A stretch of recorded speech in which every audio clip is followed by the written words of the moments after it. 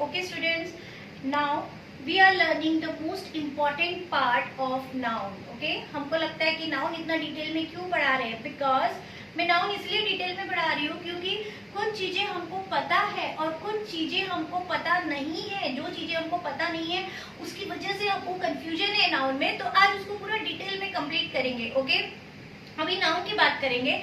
यहाँ पर हमने बहुत सारी चीजें लिखी है, अगर आप बोर्ड की तरफ देखेंगे तो मैंने लिखा है यहाँ पर noun that can be use as singular और प्लूरल। ऐसे कुछ नाउन्स होते हैं जो कि सिंगुलर भी यूज कर सकते हैं और प्लूरल भी। फिर से आपको ध्यान रखना पड़ेगा कि noun is a whole business of singular and plural. We have already learn that कि नाउन या तो सिंगुलर होगा प्लूरल होगा। अब उसको कनेक्टिविटी दीजिए कि क्या काम है हमको सिंगुलर और प्लूरल का। तो सिंगुलर और प्लूरल का हमको कनेक्शन करना है वर्ब एग्रीमेंट के साथ कि अगर वो नाउन सिंगुलर है तो singular verb agreement in present, past, in future. अगर वो नाउन प्लूरल है तो प्लूरल वर्ब एग्रीमेंट लगाना पड़ेगा। इसकी कनेक्टिविटी इस तरह से होती है। तो हम जो ये नाउन पढ़ रहे हैं, ये वाले नाउन जो है ये सिंगुलर भी हो सकते हैं और प्लूरल भी हो सकते हैं। If the noun is singular then singular helping verb. Okay, if the noun is plural then plural verb agreement. Okay, in present, past and future. Suppose we are taking here example book. Book can be singular. Okay, एक book भी हो सकती है। Book can be plural if the book is singular. Okay, if the book is singular then in present tense verb agreement is. Okay, but if अगर हम इसमें s लगा देते, अगर हम books की बात करते हैं तो present tense में उसमें is नहीं लगेगा because now this book becomes plural. Okay, यानी कि वो प्लूरल हो गई है, उसके आगे वर्ब एग्रीमेंट लगेगा आर। ओके, तो ऐसे कुछ नाउन्स होते हैं जो सिंगुलर भी होते हैं और प्लूरल भी होते हैं। पास्ट टेंस में अगर हम बात करेंगे park, park can be singular, parks. Okay, PARKS, parks can be plural. तो if it is one park then is, if it is more than one then are. Okay, past tense की बात करेंगे parks, अगर हम past tense में park के बारे में बात कर रहे हैं तो if singular park in past tense then was, if plural parks in past tense then were. Okay, so कुछ वर्ब्स जो होते हैं, सॉरी, कुछ नाउन्स जो होते हैं वो सिंगुलर और प्लूरल दोनों होते हैं। If they are singular then it takes the verb agreement singular, in present is, in past was.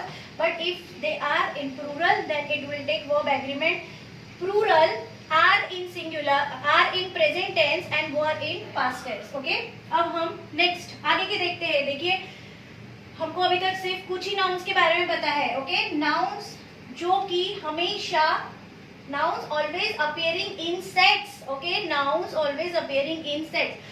Sets का मतलब होता है जिसमें ऑलवेज एस लगता है बट वो सेट होता है। ओके, फॉर एग्जांपल हम बात करेंगे सीजर की। ओके, अगर हम सीजर की बात कर रहे हैं तो सीजर एक ही है। ओके, लेकिन उसमें दो ब्लेड्स है। ओके, सेट ऑफ ब्लेड है, उसके अंदर दो ब्लेड्स है, इसलिए दो ब्लेड्स को मिला के एक सीजर बनते हैं। तो हमेशा उसमें एक सीजर के लिए भी एस लगेगा। ओके, ट्राउजर्स, ओके, जो हम पैंट, जीन्स, ऐसा हम उसको प्रोनाउंस करते हैं तो वो जो होते हैं वो सिंगुलर होने के बाद भी उसमें क्या लगता है, एस लगता है। ओके, अब हम एक बहुत ही इंपॉर्टेंट, और कल भी हमने पढ़ा था, कल के सेशन में भी हमने पढ़ा था, कलेक्टिव नाउन। कलेक्टिव नाउन जो होते हैं वो हमेशा सिंगुलर वर्ब एग्रीमेंट लेते हैं।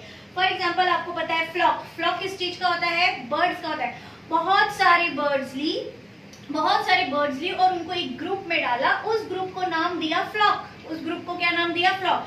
अब बर्ड्स तो बहुत सारे हैं, कॉमन नाउन। ओके, बर्ड्स तो बहुत सारे हैं, कॉमन नाउन। बर्ड, अगर बर्ड क्या है, अगर हम खाली बर्ड की बात कर रहे हैं तो वो ये वाले ग्रुप में आ जाता है। Bird can be singular, can be plural. If it is singular then use verb agreement singular, if it is plural then use verb agreement plural. But we are not here talking about birds, we are talking about group of birds. तो group of birds जो होते हैं उसको बोलते हैं flock. Okay, तो flock singular है कि प्लूरल है, फ्लॉक सिंगुलर। ओके, बहुत सारे बर्ड्स को एक ग्रुप में डाला और उसको नाम दिया फ्लॉक, वो सिंगुलर है। It will take singular helping verb. Okay, flock of birds is. okay, flock of bird is. अभी और दूसरे एग्जांपल्स है, जैसे कि काउंसिल। काउंसिल किसकी होती है, काउंसिल ऑफ मेंबर्स। काउंसिल यानी कि बहुत सारे मेंबर्स को एक ग्रुप में डाला, उस ग्रुप को नाम दिया काउंसिल, सिंगुलर है। ओके, जूरी, जूरी किसकी होती है? जजेस की होती है। बहुत सारे जजेस को एक ग्रुप में डाला, बेंच भी बोलते हैं, बेंच ऑफ जजेस, ओके। सो इसलिए वो क्या हो गया? Singular. It will always take singular verb agreement, okay. अब हम एक और बात करेंगे, बहुत ही इंपॉर्टेंट आगे की बात करेंगे, okay.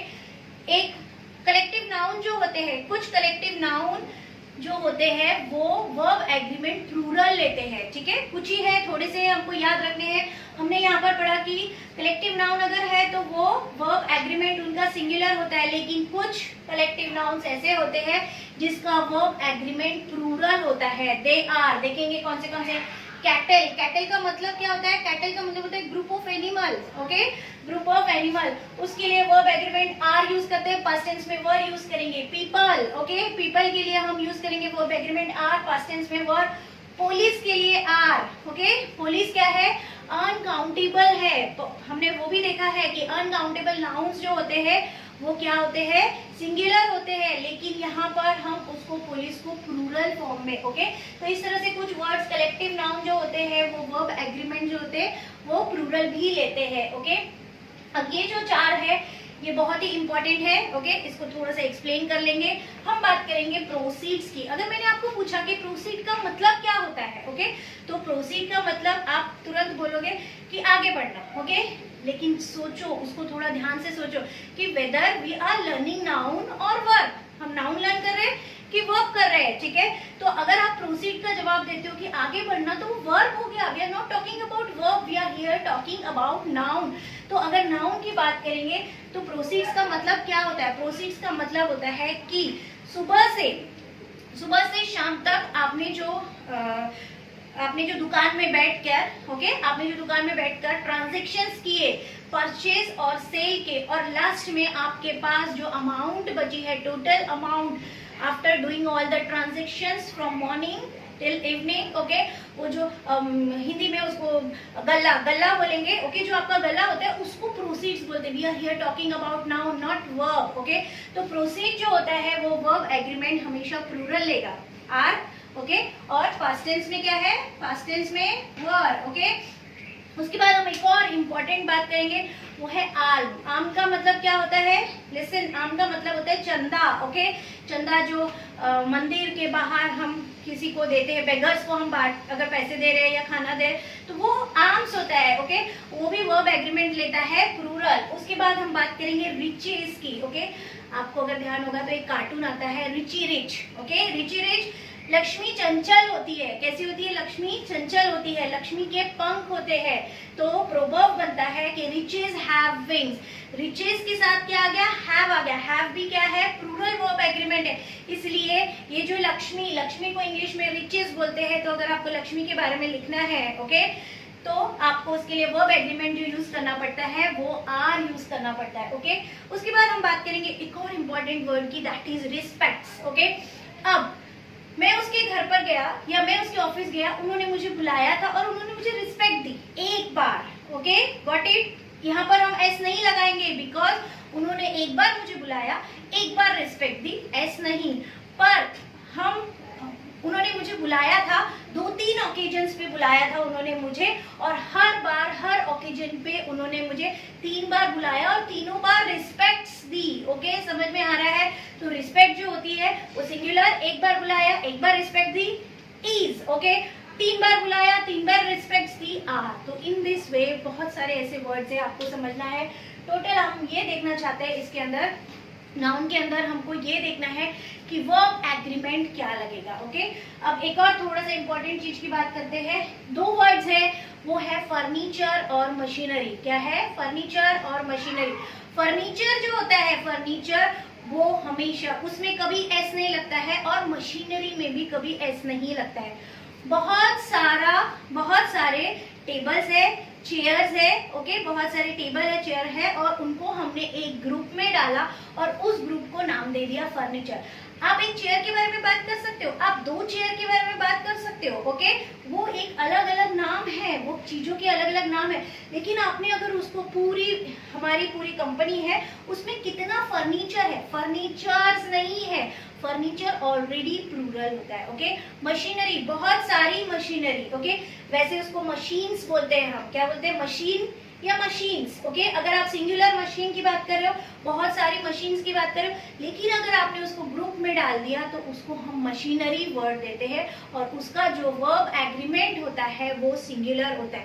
Furniture is, machinery is, not furniture are, machinery are, okay. कभी नहीं लगता उसमें वर्ब एग्रीमेंट प्लूरल, हमेशा उसमें वर्ब एग्रीमेंट जो लगेगा वो सिंगुलर लगेगा। तो फर्नीचर और मशीनरी जो होती है वो कभी भी प्लूरल वर्ब एग्रीमेंट नहीं लेती है, ओके। इसके बाद एक और लास्ट इंपॉर्टेंट नाउन की बात कर लेंगे, वो है faculty. You know faculty, okay. Faculty का मतलब होता है, फैकल्टी का मतलब होता है बहुत सारी टीचर्स, ओके। बहुत सारी टीचर, उनको एक ग्रुप में डाला और उसको हमने नाम दे दिया फैकल्टी, ओके। समझ में आ रहा है? अब फैकल्टी, एक फैकल्टी के बारे में बात करें, अगर एक ही टीचर के बारे में बात करें तो भी फैकल्टी, लेकिन हम हमारे इंस्टीट्यूट की सब टीचर्स के बारे में बात कर रहे हैं तो फैकल्टी, तो भी फैकल्टी, ओके। फैकल्टीज हम नहीं बोलते हैं, बिकॉज अगर दो इंस्टीट्यूट है, ओके, अगर दो इंस्टीट्यूट है तो faculty, okay, of two institute. लेकिन अगर हम हमारे इंस्टीट्यूट के बहुत सारे फैकल्टी की बात करें, बहुत सारे लोग हैं, उनको एक ग्रुप में डाला और फैकल्टी नाम दे दे तो फैकल्टी इज क्या होता है, फैकल्टी में वर्ब एग्रीमेंट भी इज रखता है, faculty was. So in this way हमको ये समझना जरूरी है, नाउन सिर्फ नाउन नहीं होता है, नाउन का जो टोटल इफेक्ट हमको डालना होता है। Whether we are talking about competitive exams, अगर हम स्कूल की बात करेंगे तो भी स्कूल में भी हमको क्या करना पड़ता है, कॉलेज में भी हमको क्या करना पड़ता है, और कॉम्पिटिटिव एग्जाम्स में भी हमको क्या करना पड़ता है, नाउन के साथ बेसिकली हमको वर्ब एग्रीमेंट समझना होता है, ओके।